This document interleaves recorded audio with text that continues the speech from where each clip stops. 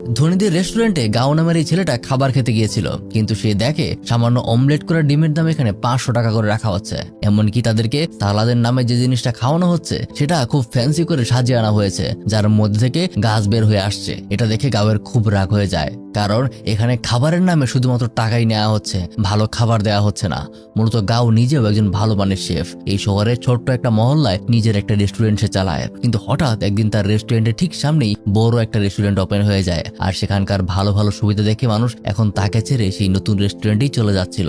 তাই গাও রেস্টুরেন্টের মালিকের সাথে দেখা করতে যায়, যার নাম হলো পল। সে বেশিরভাগ সময় তার 5 স্টার রেস্টুরেন্টে প্রধান শেফের কাজ করে। আর সেই রেস্টুরেন্টে গিয়ে গাও ওখানকার খাবার দাবারের বিষয় দেখে নিজের সালাদ নিয়ে সোজা পলের কাছে চলে যায় আর তাকে বলে ওঠে, আমি এখানে খাবার খেতে এসেছিলাম, তোমার জাদু দেখতে নয়। যেখানে গাওকে দেখে পল চিনতে পারে আর তাকে চ্যালেঞ্জ করে বসে, তোমার রেস্টুরেন্টের সামনেই আমি তোমার সাথে একটা প্রতিযোগিতা করতে চাই। তাতে গাও রাজি হয়। তারপর চলে আসে প্রতিযোগিতার দিন, যেখানে এলাকাবাসীর সামনে তাদের দুজনকে একটা মাছ দেওয়া হয়। প্রথমে পল মাছটাকে খুব সুন্দরভাবে কেটে তার মধ্যে থেকে খুব নিখুঁতভাবে কাটা বের করতে শুরু করে, যা দেখে সবাই অবাক হয়। এবার গাওয়ের পালা, বাকি কাজ সে করতে শুরু করে। যেখানে গাও মাছটাকে এমন সুন্দরভাবে কাটতে শুরু করে যেন দেখে মনে হচ্ছে প্রত্যেকটা টুকরো একদম পারফেক্ট সাইজ হচ্ছে। আর ফাইনালি তার কাছেও সবাই অবাক হয়। আর তাদের দুজনেরই দক্ষতা দেখে ওখানে থাকা পলের বিজনেস পার্টনার যাও তাদের দুজনকে সামনে ন্যাশনাল কুকিং কন্টেস্টে নাম লেখাতে বলে, যাতে দুজনই রাজি হয়ে যায়। সেদিন টিভিতেও এই বিষয়টা নিয়ে নিউজ হচ্ছিল। সামনের এই কন্টেস্টে যে নাম্বার 1 হবে সে সুযোগ পাবে চায়নার বিখ্যাত মাস্টার শেফ লিওর সাথে দেখা করে তার সাথে কন্টেস্ট করার।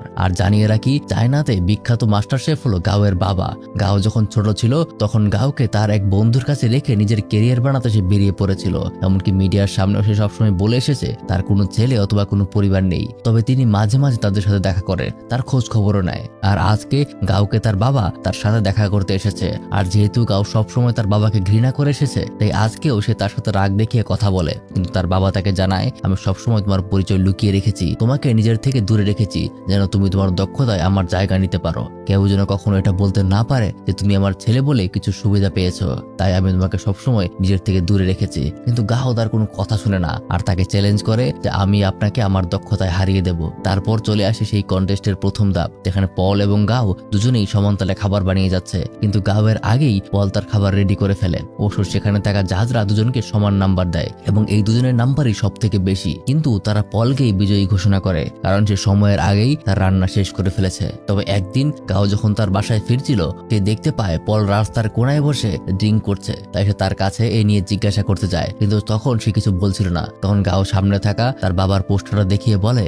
যে উনি আমার বাবা। জানি তোমার বিশ্বাস হবে না, কিন্তু উনি নিজের ক্যারিয়ার করতে ছোটবেলায় আমাকে ছেড়ে চলে গিয়েছিল। কিন্তু পল তখনও তার কথা বিশ্বাস করে না।